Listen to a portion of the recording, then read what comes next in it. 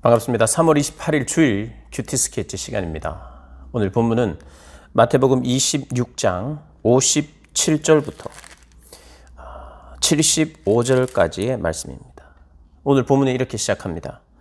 예수를 잡은 자들이 그를 끌고 대제사장 가야바에게로 가니 거기 서기관과 장로들이 모여 있더라. 오늘 본문은 공회 앞에 선 예수님, 그리고 그 예수님을 멀찍이서 바라봤던 베드로가 끝끝내 예수님이 예언하셨던 것처럼 닭이 울기 전에 세 번 울기 전에 주님을 부인하는 그런 내용이 이제 기록된 그런 본문입니다. 오늘 본문에 이제 예수님을 잡습니다. 예수님을 잡아오죠. 이제 예수님을 잡아오는데 예수님에게서 죄가 직접 목격되었기 때문에 잡아온 것이 아니라 오늘 보면 거짓 증거 그리고 거짓 증인들이 많이 왔지만 정말 그 증거로 채택될 만한 게 없었어요. 그러니까 예수님을 데리고 와서 공회 앞에 세우고 대제사장 가야바 앞에서 이제 서로 이야기하고 예수님의 어떤 죄 몫에 대해서 증인들도 있고 거짓 증거들이 막 있는 거예요. 그러니까 59절, 60절에 이렇게 나옵니다. 대제사장들과 온 공회가 예수를 죽이려고 그를 칠 거짓 증거를 찾으매 거짓 증인이 많이 왔으나 얻지 못하더니 후에 두 사람이 와서 이르되 이 사람의 말이 내가 하나님의 성전을 헐고 사흘 동안 지을 수 있다 하더라 하니 예수님이 이런 말을 했다는 거예요. 이제 증거가 거의 뭐 없는 거죠. 이 사람이 참 죄를 지었구나, 잘못했구나 이런 증인은 왔지만 뭐 탐탁치 않았어요. 그래서 거기서 죄를 만듭니다. 그들이 어떤 죄를 신성모독죄 이런 것을 만드는 거예요. 거기서 이야기하도록 당신이 성전을 헐고 다시 사흘 동안 지울 수 있다고 말했지 않느냐. 성전을 헌다는 그 자체도 문제죠. 그러니까 예수님이 그때는 침묵을 하십니다. 침묵해요. 아무 대답도 하지 않습니다. 그래서 대제사장이 이 사람들이 너를 치는 증거가 어떠하냐. 63절에 예수님이 침묵하시거늘 대제사장이 이르되 내가 너로 살아계신 하나님께 맹세하노니 네가 하나님의 아들 그리스도인지 우리에게 말하라.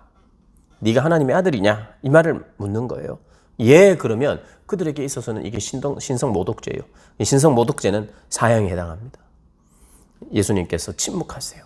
침묵으로 일관하시다가 네가 하나님의 아들이냐? 예수님 맞잖아요. 하나님 아들이죠. 네가 말하였다. 당신이 말하였다. 맞다 이 말입니다. 그러나 내가 너희에게 이르노니 이후에 인자가 권능의 우편에 앉아 있는 것과 하늘 구름을 타고 오는 것을 너희가 보리라. 내가 하나님의 아들이며 동시에 심판주이시다. 이 말을 하는 겁니다. 예수님은 침묵하시고 있어요. 그러나 네 말이 맞도다. 그런데 65절에 보니 대제사장이 자기 옷을 찢었어요. 사실 옷을 찢을 사람은 누굽니까? 예수님이에요. 마음을 찢고 옷을 왜요?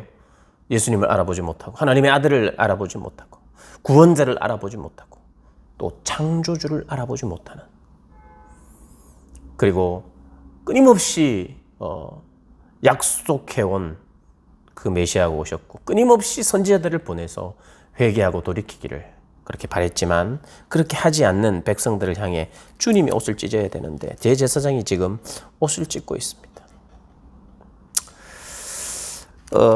우리가요, 이 대제사장들 그리고 예수님을 죽이려 했던 이 사람들, 지도층들이 왜 예수님을 죽이려고 했느냐? 크게 두 가지를 생각해야 됩니다. 첫 번째는 기득권의 위협이에요. 많은 사람들이 대제사장들과 백성의 장로들을 존경했어요. 그런데 세례 요한을 막 존경하러 갔어요. 그러자 이 사람들이 싫었어요. 이 사람들은 세례 요한도 싫어했습니다. 그런데 백성들이 워낙에 따르니까 세례 요한을 어찌하지 못했어요. 그런데 마침 헤롯 왕이 그를 처치했죠. 처리해버렸어요. 기득권의 위협. 근데 예수님이 등장하자 예수님이 세례 요한이 다시 살아난 거라더라 이런 이야기도 소문이 돌 만큼 예수님과 행적이 비슷하고 메시지가 비슷해요. 그래서 세례 요한 이상의 사람이 될 수 있겠다. 우리를 위협하는 우리의 기득권을, 우리가 존경받고 있는데 우리를 존경받는 우리는 마치 사단의 자식처럼 여기고 이야기하고 지도자가 문제다 이렇게 이야기하니까 예수님을 없애고 싶은 거예요. 이기적인 자기 자리 지키기 위해서 시기하고 질투하는 그런 마음 하나. 그게 큰 주축을 이루고 있습니다. 그리고 또 하나의 축은 뭐냐면 로마의 압제 속에 있잖아요.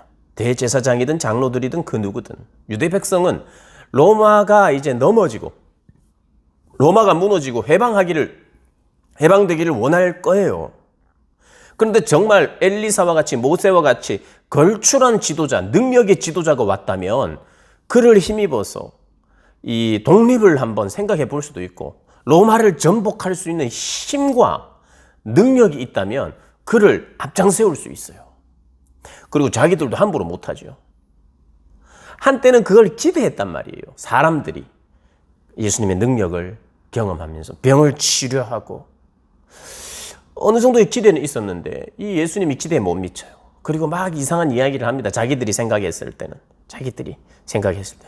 뭐 당장 이렇게 진짜 능력의 왕으로 이렇게 쫙 모두가 굴복할 수밖에 없는 힘 있는 그런 메시아로 왔다면 다윗 왕과 같은 그런 메시아 그랬다면 예수님을 뭔가는 앞세워서 그들이 뭔가를 할 수 있어요. 정치적으로. 그러나 예수님은 그런 분이 아니라 굉장히 비폭력적이고 굉장히 그분은 자꾸 죽으러 왔다 그러고 현재 사람들의 어떤 생각, 힘, 권세 이런 것들을 이야기하는 자들에게 반대편에 서 있고 가난한 자와 소외된 약하고 덜 중요한 사람들을 감싸고 그러니까 이 사람들에게는 이 예수님이 자칫하다가는 로마를 위해서 이 로마를 대항해서 싸워줄 사람이 아니라 로마의 엉뚱한 이 책 잡히는 일이 되는 거죠. 유대 땅의 이 이스라엘 백성들이 지금 예수를 중심으로 뭔가 꾸미고 있다 이거. 이게 뭔가는 데모도 하고 뭔가는 일어서서 독립운동을 하려고 하고 뭔가 세를 모으고 있다는 이런 소리를 들을 수 있는 거예요. 그래서 괜히 로마에 의해서 더 압제를 받을 수 있는 상황이 될 수도 있어요. 이들은 굉장히 정치적인 입장에서 어떻게 하면 우리가 살아남을 수 있는가, 우리가 더 잘 되느냐가 이게 생각이었을 거니까요. 세상의 가치가 그였을 거니까 그들도 회복되기를 원하고 여러 가지 생각은 했겠지만 그들의 마음 속에 가장 우선순위는 자기고 그리고 자기를 비롯한 어떤 이 나라의 안전, 안정, 독립 이런 것도 생각했겠죠. 그런데 예수님이 그럴 만한 인물이 안 되고 오히려 애매하게 군중을 선동하여 로마에 대항하는 것처럼 로마가 볼 수 있으니까 오히려 위험 인물인 거예요. 자기들에게도 위험 인물이고 나라에도 덕이 안 될 것 같은 그런 마음을 가졌다고 보면 우리가 되겠죠. 그 두 가지가 왜 그럴듯한 이유냐 하면 그게 다 이기적 본성에서 나오는 거예요. 이기적 본성에서. 물론 나라가 해방되는 게 이기적 본성이냐 뭐 이걸 말하는 게 아니라 이들에게는 적어도 예수님이 도움이 안 된다고 생각한 거예요. 그래서 예수님을 죽여 없애는 것이 오히려 자기들에게도 유대에게도 유리할 거라고 생각하는 거예요. 그런 어떤 마음, 참 우리 악한 본성과 마음이 작동했다고 보면 됩니다. 작동해서.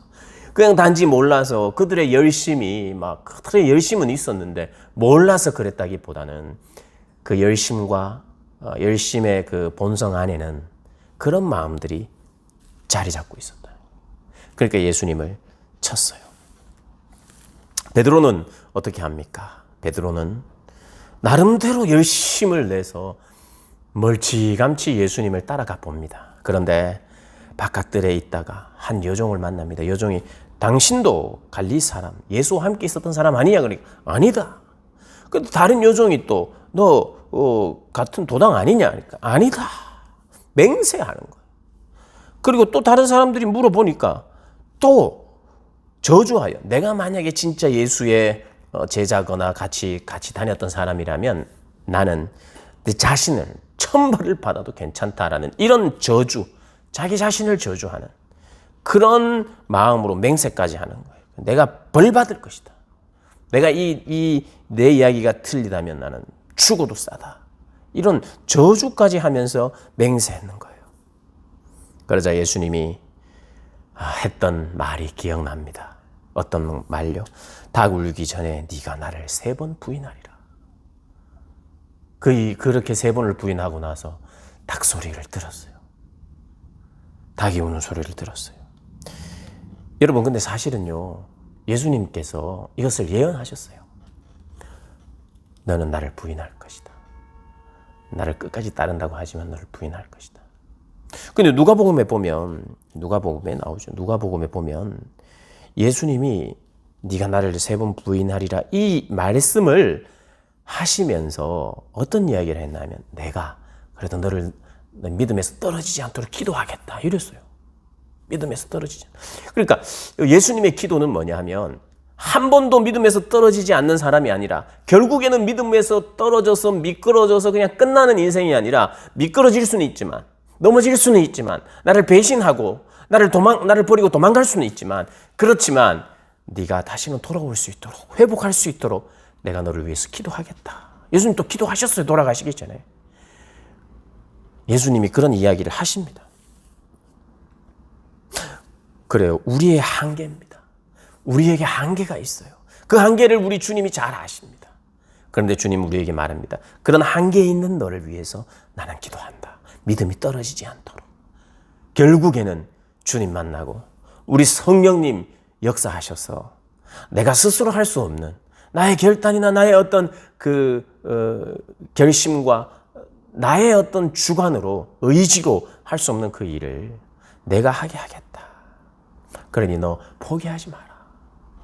닭 우는 소리를 들었을 때 내가 정말 그렇구나. 예수님의 말씀이 맞았구나. 나를 인정하면서. 여러분, 그러니까 어떻게 사람이 교만할 수 있겠어요? 그 어떤 사람도 넘어지지 않는 사람이 없는데. 베드로가 이제는 교만할 수가 없죠. 교만할 수가 없죠. 예수님을 부인했어요. 예수님의 말씀은 우리도 마찬가지입니다. 안 들었어요. 부인했어요. 삶으로 부인했어요. 근데 주님 다 아십니다. 그리고 우리를 위해서도 중보하십니다. 믿음에서 떨어지지 않도록. 그래서 우리가 또 넘어질 수 있지만 우리 주님의 기도 때문에 우리 주님의 또 기회 주심 때문에 여러분 이 누가복음에는요 다른 복음서에서는요 베드로가 닭 우는 소리를 들었을 때 예수님과 베드로가 눈이 마주칩니다. 여러분 소름 자기가 부인하고 저주하면서 부인까지 했는데 닭을 우는 소리가 들리면서 예수님의 말씀이 기억나고 이렇게 봤더니 예수님은 나를 지그시 보고 계시는 거예요. 그 상황은 뭐냐 하면 군중들이 침을 뱉고 때렸던 상황이에요. 어떤 상황이냐면 우리 선지자 노릇해라고 때리고 누가 때렸게 묻고 침 뱉고 침이 얼굴에 묻은 상태고 조롱하고 때리는 가운데 맞고 있는 예수님이 그 상황 속에서도 부인하고 있는 베드로를 이렇게 보는 거예요. 너 죽어 이게 아니라 내 말이 맞지. 그러나 너 기억해라. 그리고 포기하지 마라. 주님이 끌려가시면서도 베드로에게 긍휼의 눈길을 보내십니다. 이 베드로는 그게 생각나면 다시 용기를 가지고 내가 사실은 예수님의 제자 맞습니다. 이렇게 할 수도 있었는데 여전히 그렇게 하지 못해요. 여러분. 깨닫고 알고 예수님의 말씀이 생각나도요. 그대로 꼭 한다는 보장이 없는 게 우리입니다. 우리의 결심과 결정과 또 다 뽀록나고 진실이 다 드러나도 우리가 인정할 수 없고 우리의 믿음을 지킬 수 없는 것이 우리예요. 언제 가능하냐? 부활하신 주님을 진짜 만나고 성령으로 세례를 받고 충만해질 때 복음과 하나님 나라의 가치를 몸소 깨달을 때 무엇을 드려도 아깝지 않는 그런 주님에 대한 사랑과 헌신이 주어질 때 그게 가능하죠. 그래서 우리에게 한계가 있지만 또 위로하시는 하나님, 우리 경험하는 복된 여러분들 되시길 주님의 이름으로 축복합니다.